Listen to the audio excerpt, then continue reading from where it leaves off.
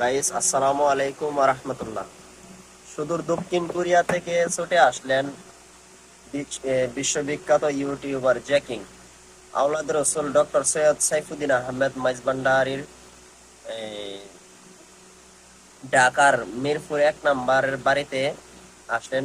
এসে ইনি বায়াত হলেন এবং ইসলাম ধর্ম গ্রহণ করলেন। আলহামদুলিল্লাহ। দেখেন, আহলে বায়াতে রসুলগণ পৃথিবীর যেই প্রান্তরেই থাকুক না কেন, ওনাদেরকে সবাই চিনে। কিন্তু দুঃখজনক, আমাদের বাংলাদেশের কিছু মানুষে ওনাদেরকে চিনল না, কিছু আলেমে ওনাদেরকে নিয়ে উল্টাপাল্টা মন্তব্য করে। কিন্তু সুদূর দক্ষিণ কোরিয়া থেকে ছুটে আসলেন আহলে বায়াতে রসুলের সাথে দেখা করার জন্য। এই ভিডিওটা হইলো তার প্রমাণ। 2022 সালের 22শে ডিসেম্বর ইনি এসেছেন সৈয়দ সাইফুদ্দিন